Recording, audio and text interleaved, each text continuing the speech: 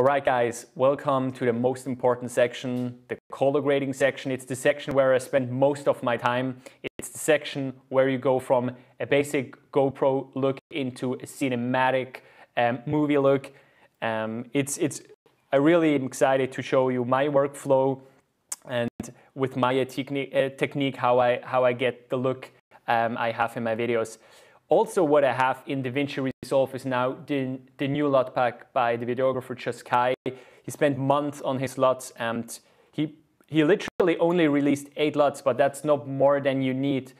You have simple LUTs and you want to have a super professional look in just a few clicks. I was looking at that for a long time because I have so many clips and because I only grade in DaVinci Resolve, which already takes a little bit more time, I'm more than happy if I can have a LUT, which with a few clicks gives me the option to get that high-end look. And I will show you how this LUT, based with my technique, gonna turn out in DaVinci Resolve. So we have 3 clips now. It's one in Switzerland, one on Madeira, and the last one is on the Faroe Island. So you can see how the LUT is performing on each location, on each shot.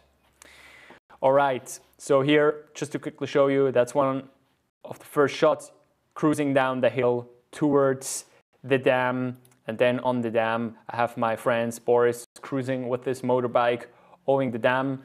A pretty difficult shot to grade because you have a lot of shadows, you have the highlights, and you have a lot of like colors which you want to change.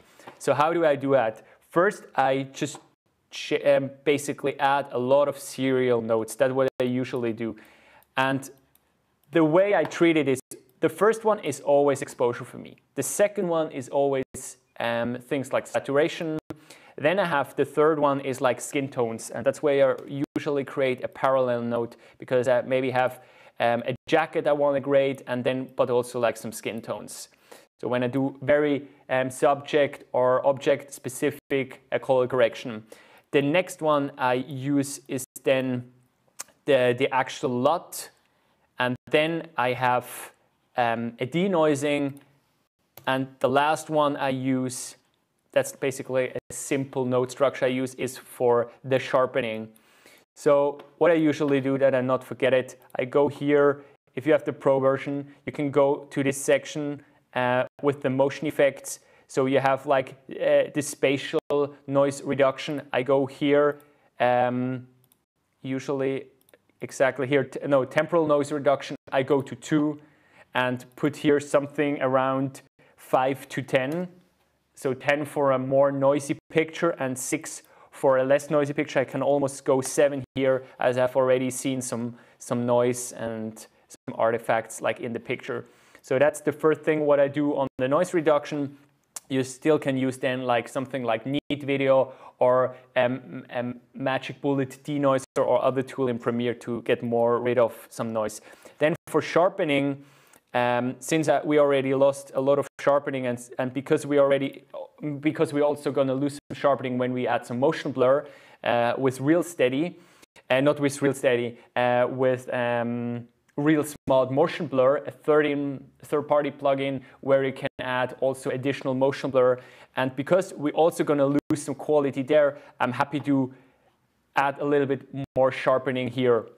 So you basically go to this section here with the droplets, and you go the second one here where you see like blur radius, and you want to go down here. You don't want to go more down than like 46. So maybe between 46 and 47 should be fine. If you have like too much, you can already see in the image how the background gets more and more structure. That's what I do from the sharpening perspective. Then what I also do is, when I have a LUT, I'd like to start how my LUT already affects my footage. If the footage would be like really bad exposed, I would first do kind of a basic color correction. This one already looks nice. It's not overexposed, as I can see already here on the waveform section. So here is all the black and the top is all the white. So when I go crazy up, you can see now it's overexposed, or you can see like here it's massively underexposed. So basically what you want to do is that waveform is always between like the top line and the bottom line. Then you know that it's properly exposed. with these wheels, you can basically have the lift, which is the shadow, you have the gamma, which are the midtones, and then you have the gain, which is more for the highlights.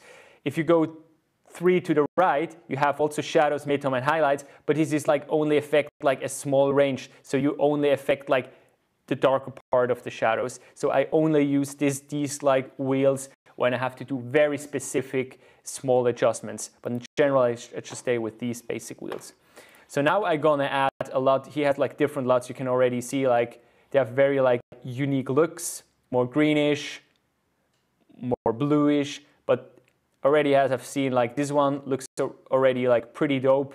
The drone one, if I look here, it looks already pretty nice. Like it makes the blue more tealish. It gives some nice structure, changes here. For me personally, like it's too much orange, but what you have to do most with these LUTs, they have a lot of contrast. They're more designed also for a flatter profile. So what you want to do is you just go to this section, to the key output, and you start reducing basically the intensity of the LUT.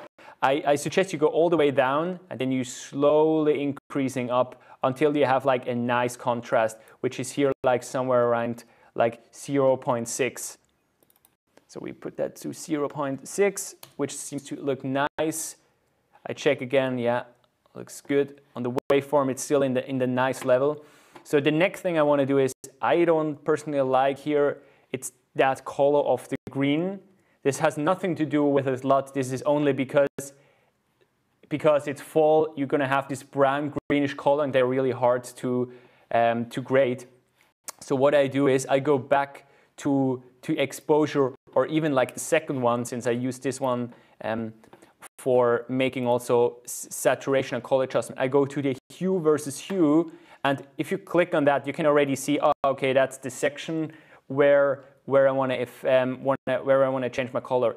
Don't just go with that, because then you only affect, you can see, you would leave out some parts. So what I usually prefer to do, I basically select a bigger section like this one, and then I start like dragging it down, because I don't have much red tone, so it's not going to affect my red too much. And then you can see that I'm not going to run into some issues, and it gives me nicely back the green details. Now I can see that here it's a little bit too overexposed, so I might need to go back and make some adjustments there on the background. Go a little bit up because it's too dark already. And you can see the before and after, where you see that it affected like my green tones, and a massive difference when you look at how much the LUT changes. Gives really nice structure and bluish shadows like here on the hill.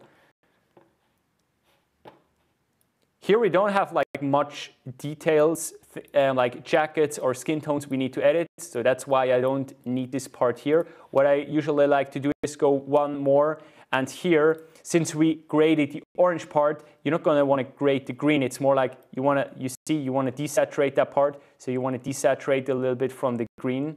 That's also important to not have like a too greenish structure there. The last thing I usually do is like if you have like the curve luma versus saturation, you can see it gives a more cinematic look. So I'd like to usually have this. So the shadows are not too affected by blue, but you have more kind of like the desaturated shadow part. And if you look it back, this basically, if I now play it back, it looks already pretty cinematic. Let's see how it behaves when we get closer to the biker. Nice. See, look, that looks like the sky looks pretty nice here with the blue shadow, with the green there. It's really nice, nicely exposed. All right, so I don't want to spend too much time now, so I like to copy the structures. You make a right click on this clip and say apply grade, and then it already applies the grade. And the same one for this one. Of course, now it looks strange because we have done some, so we're going to basically for the exposure, we're going to basically go back Now you can already see this LUT looks like really nice from a structure perspective and from a color perspective especially. You can see it looks really nice. So the next thing I want to test out, like how do the other like LUTs look. And if I look this one, that's the same one I used before. But for example, if I use like this one, I prefer this one more nice, so bluish. You can already see with just only the LUT applied, you get like such nice orange here and such a nice transformation of the sky, like desaturated blue, which is also always cinematic, and the really nice blue tones there. So I wouldn't actually change much, and I already have my denoise, like noise reduction, and I also have already my sharpening turned on. I maybe would do some minor adjustments on the blues with the curve there by selecting some parts. Or another way, if you want to make some changes, you can always go to that tool, basically select the mask, and now that's the nice thing about DaVinci. You can basically select all the blue tones on saturation part, what you want to affect. Just give you an extreme example, and then when you have it, you can turn it basically all the way down on the saturation, and then when you take it out, basically, yeah, you see already with and without makes some really like desaturated blues. The last one, it's the same here. I'm going to replace the things we did in the first one, and let's try here another one. For example, this green base LUT. I've already picked one of these guys like running there over the grass like my friend. So let's see. This LUT looks already like really nice as well. Makes nice green tone, especially during sunrise. And if you look at the sky, you can really see like the effectiveness already of that LUT. If you look at before, where you have almost no red sky and the green looks a little bit sad, and then you apply it and you get that nice contrast, and you still see not much color changes on his jacket, what is really nice, and you see like blue. That gives you really the feeling of that the sun is actually going down. Would make some adjustments here, some basic adjustments, take a little away the saturation from the green parts. I would probably, or from the orange parts here, I would also go down from on the bluish a little bit. Yeah, to get that really cinematic look. But that's basically it. Of course, for some scenarios, especially when I also include my camera shots, I spend way more. But mostly a good LUT combined with some like minimal color changes, with some noise reduction and some sharpening. And if you have to do some details, color correction, you already get a really nice look, as you can really see with this image, like the before and after.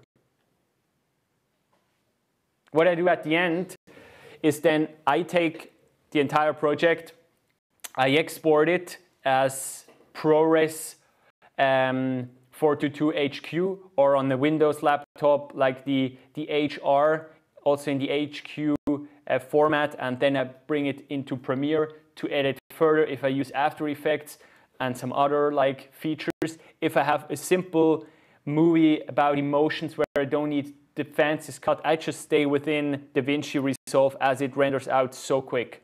Can highly recommend that tool.